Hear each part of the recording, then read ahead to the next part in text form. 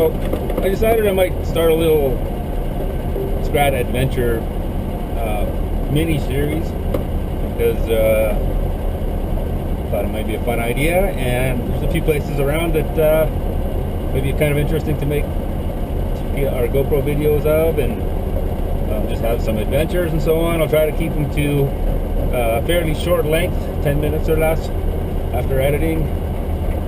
Right now I'm just north of Airdrie on Range Road 292, which is a mix of gravel road and green lanes, and right now I'm just on a stretch of the green lane. I walked it just recently, and there's one water hole. It looks like it might be a little bit of a challenge to get through, but I have all the stuff I need to get through it. If I do happen to get stuck, when we get there, we'll have a little look at it before we actually dive right into it, so to speak. So it's Saturday afternoon, early May. I think it's like May the 9th. A little bit of cloud, sprinkled a little bit of rain just as I was coming up here, but it's really not anything to be concerned about. It's not going to be wet, other than the hole. As you can see, the sun's shining right now. I'm making my way down this green lane.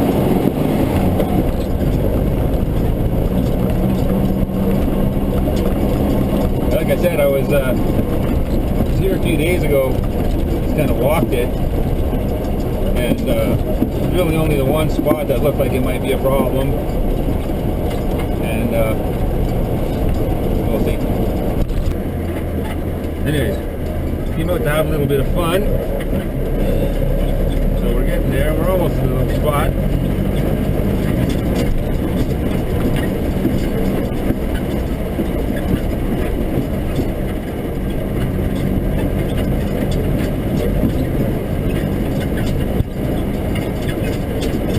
So it looks fine from here, so you get a little more visibility on the hole. It looks kind of intimidating. We'll have a look.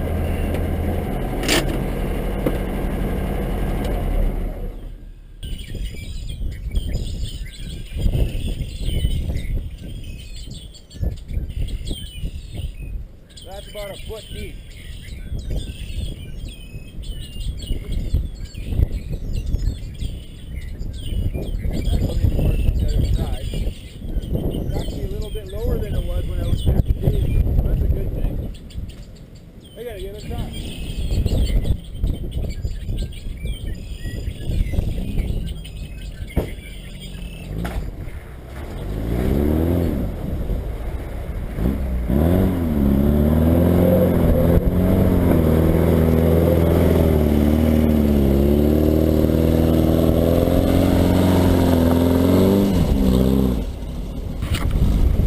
Got through it, no problem.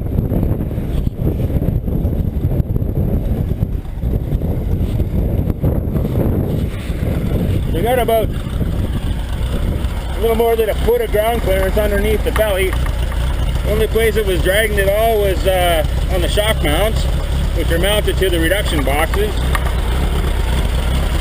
But even that, just dragging through the soft stuff. No big deal.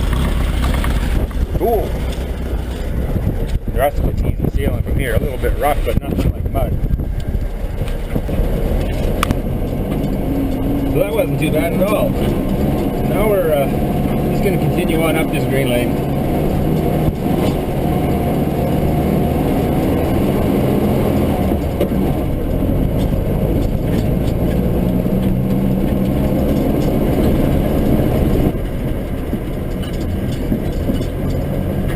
We're in the next segment of the green lane, north of Township Road 284. It's going through.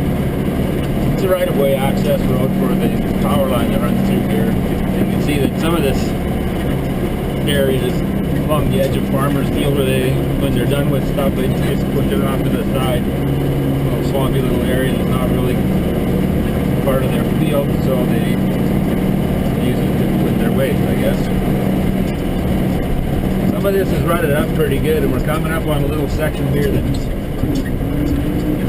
really rutted up, but it won't be impossible to get through. And actually I can probably drive around some of the worst of it.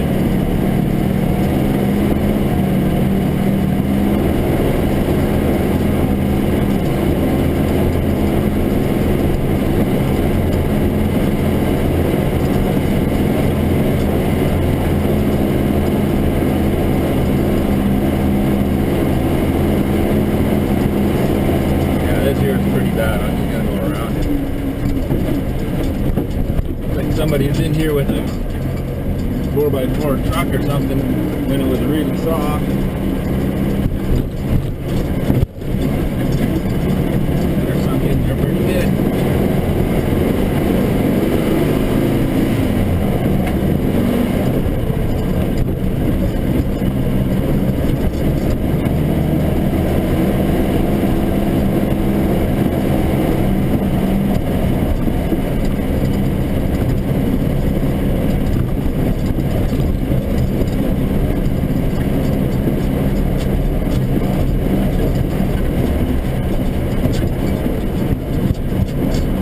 Now we'll go up here to the end and turn around and go back down there. Try that hole from the other side. Shouldn't be too bad. There's lots of trees there if I need to hook on and winch myself through the last little bit. So be it. For now. You might be wondering why I went through the main track rather than try to go through on the shallower section just off to the left as we approach it now. It's because, see that big water area on the left hand side? That's quite deep, and it would be a major chore to get out of there if I got it stuck in there. So I'm trying to stay away from that. I'm gonna take the video and set it up on the other side there, and I can hit this hard enough to get through all the way. If not, then I guess we're winching through.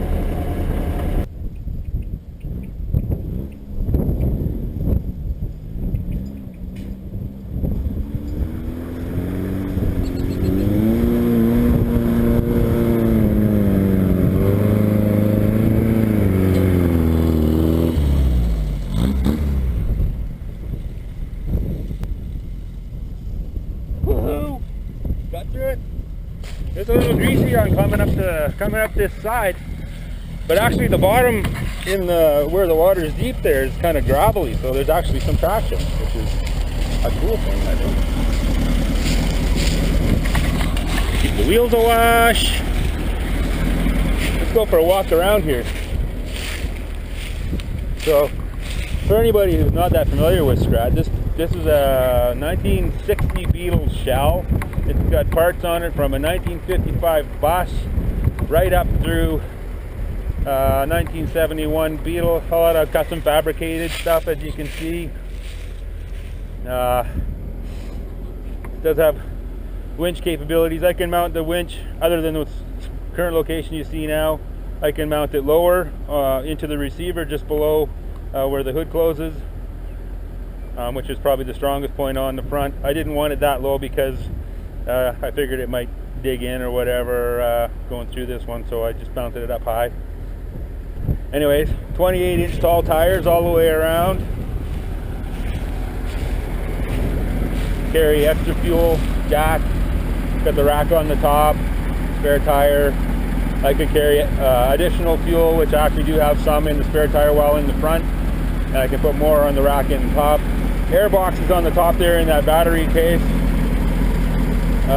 Custom fabricated rear bumper with receiver. Rebuilt 1600cc dual port engine to a 1641cc, and it's got electronic module for the ignition. Other than that, it's pretty basically stock. And yeah, and of course you always want to have a shovel, which I have strapped on the basket up the top there, and of course the interior being such as it is. Fans in the back, mounts just below the rear window underneath that mesh for winter time to keep the windows clear. No stereo, because why would you want that? Tachometer, the GPS mount. I use the GPS for my speedo and trip information and so on. Scream handle on the front there, right in front of the passenger seat for when passengers are along and they want to hang on to something. Fuzzy dice. I Scrat in the front window, thanks to my brother Mark. It's a little pressed up against the glass, but there he is. And yeah, that's it for the basics anyways. And now it's just time for the fun run home, knowing that we had a successful outing. Didn't need to use the winch or shovel or put in a lot of hard manual labor. So that's it for first edition, hopefully of a few. Not sure how long we'll go with this. Yeah, just sharing the fun. Can't take anybody with me these days because of the social distancing requirements and so on, but that doesn't mean we can't have fun. Anyways, done. Hope you enjoyed it.